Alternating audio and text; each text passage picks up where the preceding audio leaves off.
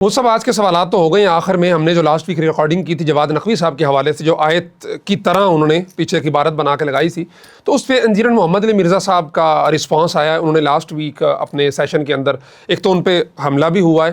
اسلام اس بات کی اجازت دیتا ہے نہیں دیتا، ہم نے تو اس کی بالکل مذمت کی ہے. آپ چونکہ مفتی بھی ہیں تو اس حیثیت سے آپ بتائیں کہ اس پہ کیا اسلام کہتا ہے کہ جس بندے نے حملہ کیا پھر وہیں پہ قتل ہو گیا ہے، اور اس کی کیا شرعی حیثیت ہے، اور اس طرح ہمارے معاشرے کے اندر یہ چیزیں کیوں آتی جا رہی ہیں کہ آپ اس کو جو ہے نا اتنی ایکسٹریم پہ جا رہے ہیں؟ دیکھو عمار بھائی، انجینئر محمد علی مرزا صاحب جو ہیں ان کا نام میں نے کبھی نہیں لیا ہے. اگر جمعے کے بعد سوال جواب کی بڑی مجلسیں ہوتی ہے اور سوال آتا بھی ہے، میں نہیں پڑھتا ہوں، لیکن پہلی مرتبہ گویا کہ میں نے لے لیا. اور ان کے اوپر جو حملہ ہوا تو اس پر بھی میں نے فوراً ویڈیو بنا دی کہ یہ شریعت میں جائز نہیں ہے.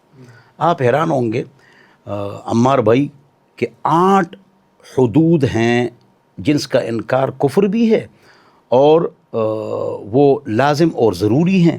باقی تعزیرات ہیں، وہ 8 حدود بھی عام فرد یا کچھ افراد نافذ نہیں کر سکتے ہیں.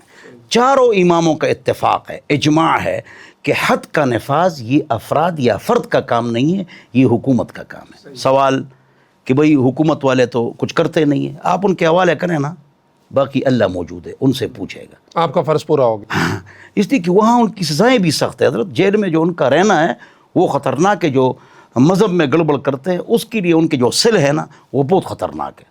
وہ بھی سزاوار ہیں اس کے کہ ان کو وہاں ڈال دیا جائے اور وہاں روزانہ مرتے رہیں اور زندہ ہوتے رہیں.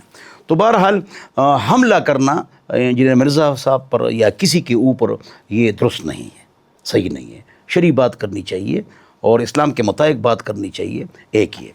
دوسری بات یہ ہے کہ انہوں نے کہا کہ علماء کو سب کچھ قرآن نظر آتا ہے، تو ہم کو بالکل وہ جو عبارت ہے، بالکل وہ ان کا جو رسپانس آیا، آپ کی ویڈیو انہوں نے چلائی جو ہماری ریکارڈنگ تھی، انہوں نے کہا کہ یہ تو افسوس کا مقام ہے کہ ہماری عوام کو قرآن کا اور غیر قرآن کا فرق ہی پتہ نہیں ہے. وہ کہہ رہے ہیں کہ یہ ادبی اور تعریفی عبارت ہے، اسے قرآن کی آیت قرار دینا سراسر غلط اور گمراہ کن دعویٰ ہے.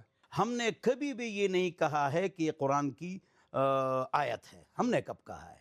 نہ ہم نے یہ کہا ہے کہ قرآن کی جو یہ آپ نے عبارت قرآن کے انداز سے لیے، رفتار سے لیے، گفتار سے لیے، اسلوب وہی ہے، تو فوراً اس کے بعد وہ آیت سامنے آ جاتی ہے. جب آ جاتی ہے تو یہ قط تحریف ہے. کیا ہے؟ قط تحریف ہے. لہٰذا فوراً اپنی غلطی کو مان لیں. ہم نے کبھی بھی اس جملے کو قرآن نہیں کہا ہے. کب ہم نے قرآن کہا ہے؟ اور نہ ہم نے اس کو تحریف کہا بلکہ قط تحریف کہا. یہ جو عرب کے جو کافر اور مشرک تھے ان کے قرآن کے مقابلے میں انہوں نے جو آیتیں بنائی وہ میں پڑھ نہیں سکتا ہوں. بالکل اسی طرح آیت ہے، اسی طرح آیتیں ہیں. ہاں لیکن وہ کفار نے بنائی. کفار نے بنائی. اور بالکل الم تر کیف فعل ربک باصحاب الفیل، اس پر میں وہ پوری صورت پڑھ سکتا ہوں لیکن نہیں پڑھتا ہوں. جو کافروں نے بنائی، اس کو کہتے ہیں سلخ. ہاں، اٹ از کالڈ سلخ.